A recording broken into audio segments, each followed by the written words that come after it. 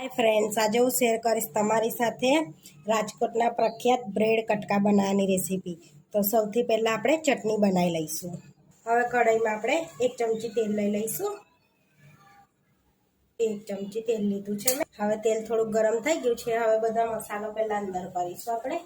તો થોડી હળદર, થોડુંક લાલ મરચું, થોડો ગરમ મસાલો, થોડું સંચર લઈશું આપણે અને થોડી 5 ચમચી જેવી હિંગ એડ કરીશું આપણે અંદર। થોડું મીઠું એડ કરીશું અને શેકેલા જીરાનો પાવડર એડ કરીશું આપણે અંદર। થોડોક શેકેલા જીરાનો પાવડર એડ કરીએ છીએ। હવે આ બધું આપણે મિક્સ કરી લઈશું। મિક્સ કરીને આપણે થોડુંક શેકી લઈશું એને। તો હવે આપણે એમાં ગ્લાસ પાણી એડ કરીશું। હવે એમાં આંબલીનો પલ્પ એડ કરીશું। તો અહીંયા આગળ મારી પાસે પહેલેથી જ મેં કાઢેલો મૂકેલો હતો, એ જ એડ કરી દીધો છે અંદર મેં અહીંયા લઈશું આપણે। તો અહીંયા આગળ અડધો કપ મેં ગોળ લઉં છું। તમારી પાસે ખજૂર હોય તો ખજૂર બી એડ કરી શકો છો।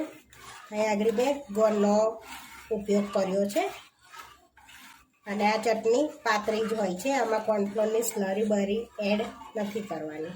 10 મિનિટ આપણે 10 થી 20 મિનિટ ઉકળવા દઈશું। સરસ આપણે ચટણીને પાતળી જાડી રાખીએ તો પછી પાવ એકદમ લુખા લુખા લાગે।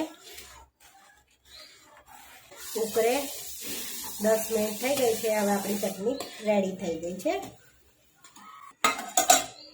હવે આપણી ચટણી રેડી થઈ ગઈ છે। તો હવે આપણે મસાલા સિંગ બનાવી લઈશું। તો આપણે 1 ચમચી જેવું તેલ લઈશું। સિંગ લીધી છે, એને છોડા કાઢી લીધા છે। હવે થોડી તેલમાં આપણે શેકી લઈશું। થોડી હળદર એડ કરીશું પહેલાં આપણે અને સરસ શેકી લઈશું। આપણી સિંગ શેકાઈ ગઈ છે। હવે ગેસ બંધ કરી દઈશું આપણે અને સિંગને નીચે ઉતારીને આપણે બીજા મસાલા કરીશું। થોડીક ઠંડી થવા દઈશું। હવે સિંગ થોડીક ઠંડી થઈ ગઈ છે। હવે એમાં આપણે એડ કરીશું થોડોક આમચૂર પાવડર। તો અહીંયા અડધી ચમચી જેવો આમચૂર પાવડર લીધો છે મેં। અડધી ચમચી ચાટ મસાલો, કાશ્મીરી લાલ મરચું લઈશું અડધી ચમચી, મરી પાવડર લઈશું અડધી ચમચી, થોડું સંચર લઈશું, થોડું મીઠું લઈશું। હવે મિક્સ કરી લઈશું। આપણી મસાલા સિંગ બનીને રેડી થઈ જશે। આપણી એકદમ બજાર જેવી મસાલા સિંગ બનીને રેડી થઈ ગઈ છે। હવે આપણે ગ્રીન ચટણી બનાવી લઈશું। ગ્રીન ચટણી બનાવવા માટે આગળ મેં તીખા મરચાં લઈ લીધા છે 4 થી 5 નંગ, થોડા દાળિયા લીધા છે, 1 લીંબુનો રસ એડ કરીશું આપણે અંદર। હવે એમાં થોડું મીઠું એડ કરીશું અને અડધી ચમચી હળદર એડ કરીશું। હવે થોડું પાણી એડ કરીને સરસ પીસી લઈશું આપણે। અહીંયા ચેક કરી લઈશું આપણી ચટણી। તો આપણી ચટણી પીસાઈ ગઈ છે। તો આ રીતની થીક જ રાખવાની છે આપણે ચટણી। હવે બાઉલમાં કરી લઈશું આપણે। હવે આપણી ચટણી બનીને રેડી થઈ ગઈ છે। હવે આપણે તીખી ચટણી બનાવી લઈશું લસણ મરચાંવાળી। આપણે બનાવી દઈશું લસણ મરચાંની ચટણી। તો અહીં આગળ મેં મરચાંને અડધો કલાક પહેલાં પલાળી દીધા હતા તીખા।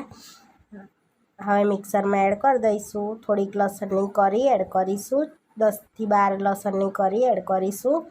પછી એમાં મીઠું એડ કરીશું, થોડું જીરું એડ કરીશું, અંદર થોડુંક સંચર એડ કરીશું। હવે થોડું પાણી એડ કરીને એને સરસ એવી પીસી દઈશું। તો આપણી ચટણી તીખી બનીને રેડી થઈ ગઈ છે। આપણું ચટણી બટની બધું રેડી થઈ ગયું છે। હવે આપણે પાવને કટ કરી લઈશું। મેં 2 પાવ લઈ લીધા છે। આપણે નાના નાના પીસ રાખવાના છે એને આ રીતે આપણે કટ કરી લઈશું। આ રીતે આપણે કટ કરી લેવાના છે। હવે આપણે સર્વ કરી લઈશું। એ કટકા કરી લીધા છે। હવે આપણે લઈ લઈશું પ્લેટમાં આ રીતે। હવે ચટણી એડ કરીશું આપણે એની પર। પાવને એબ્ઝોર્બ કરી લેને એટલી ચટણી આપણે અંદર એડ કરવાની છે। હવે આપણે ગ્રીન ચટણી એડ કરીશું। હવે તીખી ચટણી એડ કરીશું આપણે। હવે ડુંગળી એડ કરીશું આપણે થોડી ઉપરથી, થોડી મસાલા સિંગ એડ કરીશું।